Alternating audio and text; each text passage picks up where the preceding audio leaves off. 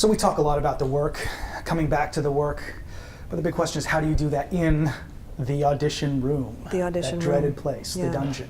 You know, here's the challenge, and we have some answers for it, but the challenge is, how do you make that room the place that you do the kind of work that you do in class or in rehearsal or on stage once you've been in rehearsal?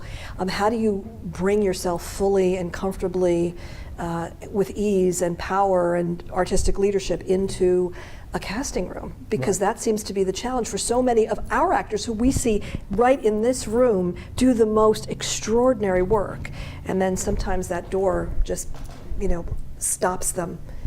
Right. So the question is it separate? Is it, okay, I'm doing the work, I'm training, you know, in a workout, but then I have to take that other class so I know, you know, where to point my head or where to look at the second character or any of that stuff, what someone might call audition technique.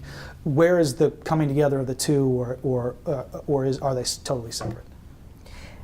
I think there is a separation to some extent, only in that you have to work so simply and so specifically and so quickly when you go in for an audition, and there is there are certain parameters in that. I like to think of it as, when you're, especially when you're on camera, and these days most auditions you are on camera, even for theater sometimes. But whether you are on camera or not, I like to think of it as, this is your close-up, this is your moment, this is your time, you know, to do your work with a camera in there, helping you and doing the work with you and for you.